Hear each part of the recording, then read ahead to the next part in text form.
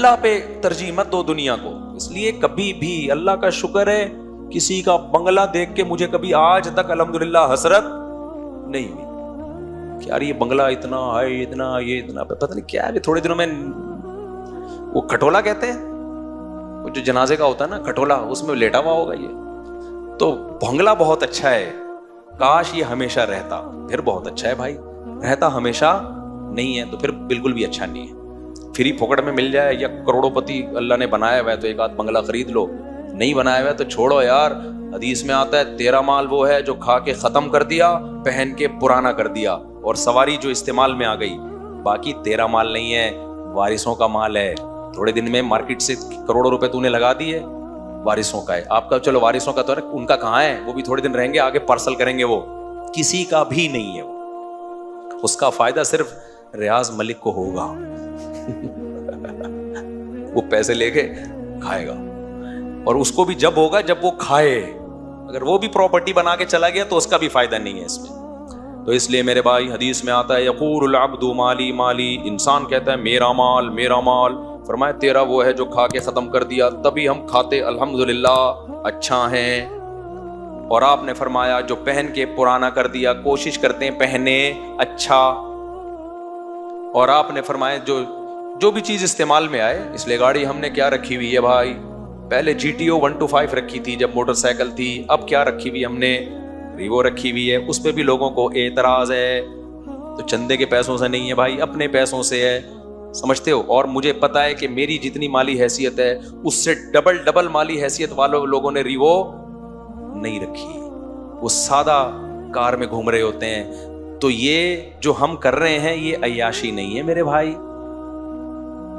بلکہ یہ شریعت کا حکم ہے. جو استعمال میں آ گیا وہ ہو گیا. اور جو لوگ کر رہے ہیں نا, جو پٹپٹیوں میں گھوم رہے ہیں, یہ سادگی نہیں ہے, اٹ از کالڈ کنجوسی. کیونکہ دنیا سے محبت اتنی ہوتی ہے, جان نکل رہی ہوتی ہے پیسہ نکالتے ہوئے, خرچ نہیں کر رہے ہوتے. ذاتی بنگلے لیے ہوئے ہیں اور جا رہے ہیں چنچیوں میں, ذاتی بنگلے لیے ہوئے اور کھا ڈھنگ سے نہیں رہے ہیں. تو خیر یہ بڑا لمبا موضوع ہے, کئی بار اس پہ بیان کر چکا ہوں. تو اللہ فرماتے ہیں کہ شیطان نے کیا کہا تھا, اے اللہ لأزینن لہم فی الارض, زمین کی چیزوں کو ان کے لیے اٹریکٹیو بنا دوں گا. کیا بنا دوں گا؟ اٹریکٹیو, ہر چیز کھینچے گی. ادھر جب حیدری مارکیٹوں میں جائیں گے, ابے یار ایک الگ دنیا ہے بھائی, کاش میری جیب میں بھی پیسہ ہوتا. یہ نہیں کہ تھوڑا سا اسی کے حیدری مارکیٹ سے ارلی جانب قبرستان ہے.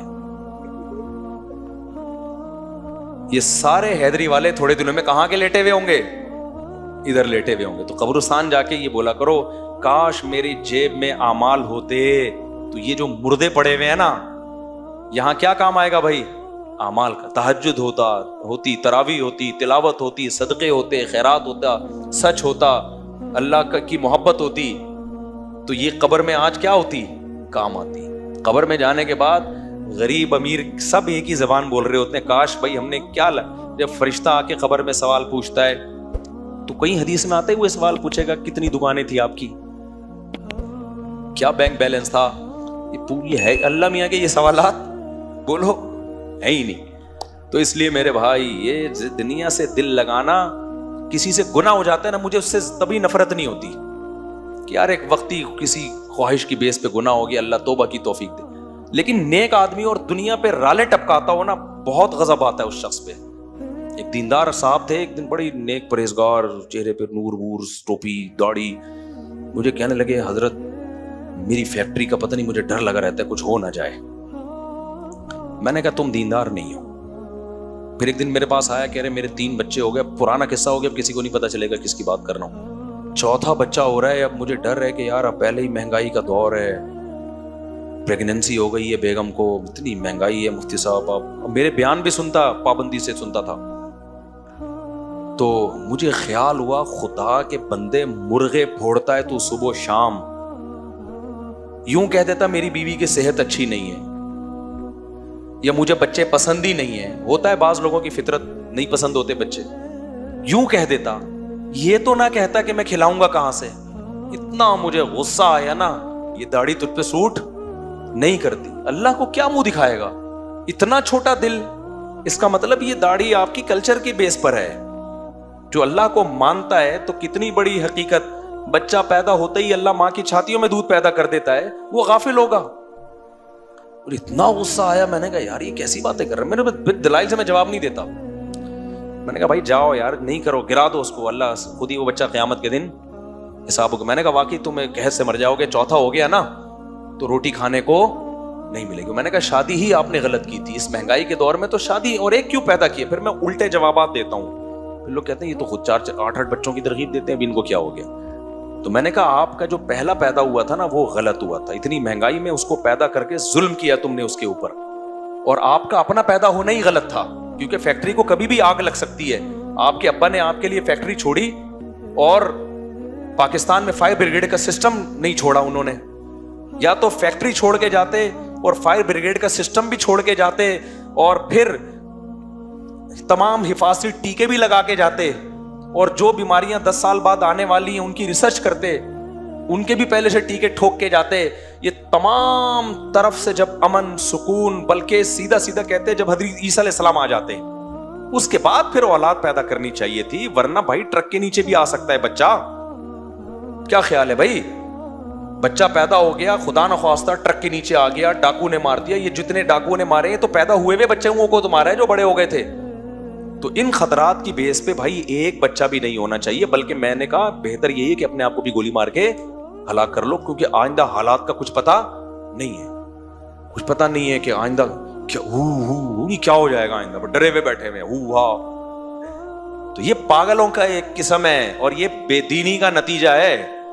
خدا کی قسم دنیا میں خوش صرف وہی رہ سکتا ہے جو اللہ پہ توکل کرے کہ کھلانے والا پلانے والا وہ، اور دنیا مسافر خانہ ایسی کی تیسی. وہ ہمارے پنجابی دوست ہیں، جب ان کا بیوی سے پٹا ہوتا تھا نا اور سسرال والے ان کو یوں گھچیٹ رہے تھے نا، بہت زیادہ ان کو اسکرو پانے سے ٹائٹ کیا ہوا تھا. بہت زیادہ جب تنگ آ گیا، مجھے کہا کہ میں کیا کروں.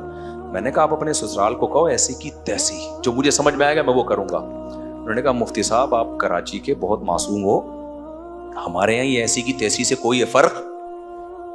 پنجاب میں ایک خاص علاقے کی گالیاں بڑی مشہور ہیں، میں اس علاقے کا نام نہیں لے رہا، کسی شہر والوں کو بدنام نہیں کرنا ہے. انہوں نے کہا ہمارے علاقے میں یہ جو آپ بڑے کانفیڈنٹلی کہتے ہو نا کہ ایسی کی تیسی، اس سے آپ سمجھتے ہو ہمارا حوصلہ بڑھ جاتا ہے اور ہم سسرال میں کہیں گے ایسی کی تیسی تو ان کو ایسا لگے گا جس کسی نے کھجایا تھوڑا سا. کہہ رہے ہیں ہمارے ہاں اتنی موٹی بھاری بھرکم وزنی فحش گالی دینے سے تھوڑا سا فرق پڑتا ہے سامنے والے پہ. اس کو ایسا لگتا ہے کہ داماد نے کچھ شاید تھوڑی سی انسلٹ کی ہے. کہہ رہی ہے ایسی کی تیسی، وہ ہنسیں گے. وہ کوئی کام کرنا شاید شادی وادی کرنا چاہ رہے ہو تو میں نے کہا ایسی کی تیسی، وہ کیوں ہنسیں گے یار، بس اتنی سی بات ہو گئی ایسی کی تیسی. تو بھائی یہ ہمارا کلچر نہیں ہے. ہمارے ہاں یہ ایسی کی تیسی کوئی گالی، تو میں شرمندہ ہو گیا. میں نے کہا ہم تو اتنے عرصے سے لوگوں کو ایسی کی تیسی سکھا رہے. خیر تو اللہ میاں نے کیا فرمایا، بس جلدی سے مکمل کروں میرے بھائی. اللہ تعالیٰ فرماتے ہیں کہ لَأُزَيِّنَنَّ لَهُمْ فِي الْأَرْضِ، شیطان نے کہا میں زمین کو کیا بنا دوں گا، اٹریکٹیو. یہ سائنسدانوں کے لیے بھی بنایا ہے، یہ سیاست دانوں کے لیے بھی بنایا ہے. بھول گئے ہیں کہ موت بھی ہے. تو دنیا میں خوش صرف 2 لوگ رہتے ہیں، اللہ پہ توکل کریں، دنیا کو مسافر خانہ سمجھیں، اور جتنا ہے سمجھیں میرے لیے یہ بہت زیادہ، ضرورت مجھے اس کی بھی نہیں. 2 وقت کی روٹی مل جائے. آج کل پتہ ہے لوگ بچوں کے لیے بڑے پریشان ہیں.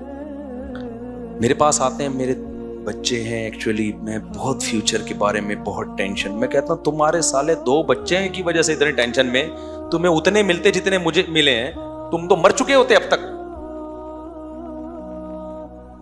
کہہ رہے ہیں آپ کیا سوچتے ہیں؟ میں کہتا ہوں میں پتہ کیا سوچتا ہوں، میرے بچے ماشاءاللہ نیک بن گئے، کتنی اچھی بات. فیوچر کے بارے میں کیا سوچتا ہوں، بھائی بن جائیں گے تو ہو سکتا ہے کوئی چارٹرڈ اکاؤنٹنٹ بن جائے، نہیں تو ٹماٹر بیچے گا. کیا کرے گا؟ ٹماٹر کا ٹھیلا الحمدللہ کہیں بھی نہیں گیا. کہتے ہیں کیا مفتی صاحب آپ کے بچے ٹماٹر بیچیں گے؟ تو میں نے کہا بھائی اگر کچھ کر لیں گے تو نہیں بیچیں ٹماٹر، نہیں کرتے تو کیا بیچو، ٹماٹر بیچو. اس میں کیا ہے؟ آپ راضی ہو جائیں گے ٹماٹر بیچیں. میں نے کہا جب خود ٹماٹر بیچنے پر اس کو بیزتی محسوس نہیں ہو رہی تو اس کی ٹینشن میں کیوں لوں؟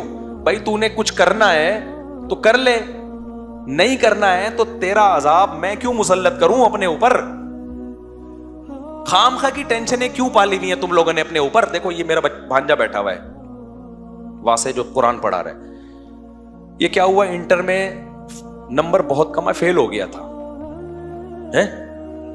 राफे था वो, इसका बड़ा भाई, इंटर में फेल हो गया। कह रहे मेरी बेइज्जती इसी की वाकया है वो, खैर तो इसका बड़ा भाई फेल हो गया इंटर में। अब्बा को आके बताया गया भाई आपका बेटा फेल हो गया। इसके जो अब्बा ने मेरे बहनों ही हैं, बचपन के दोस्त भी हैं, हजरत से ताल्लुक था, तो उसने कहा कोई बात नहीं, आखिरत के इम्तिहान में फेल नहीं होना, कोई बात नहीं, टेंशन ही नहीं ली, सही है ना, अभी भी पढ़ रहा है माशाल्लाह। तो ये मुसाफिर ये जो टेंशन ले रहे होते हैं ना बच्चों की, कहते हैं हमें बच्चों की तरबियत की फिक्र है। भाई तरबियत की नहीं होती आपको, आपके दिल में दुनिया की मोहब्बत है। आप कह रहे हैं कमबख्त ऑपरेशन से पैदा हुआ था, उस वक्त इतना खर्चा हुआ, स्कूलों की इतनी फीसें, अब कमाऊ पूत बनेगा तू, क्या बनेगा? तभी अगर गैब से पता चल जाए ना कि इंटर फेल होगा लेकिन कमाएगा 1 करोड़, माँ बाप कहेंगे 20 दफा फेल हो जा तू, हमें रोकड़ा चाहिए। जैसे एक अब्बा के 4 बच्चे थे, तारुफ करवाया, ये डॉक्टर है, ये इंजीनियर है, ये प्रोफेसर है, ये क्या है, ये चोर है। कहा इसको रखा हुआ क्यों? कहते कमाता सिर्फ यही है।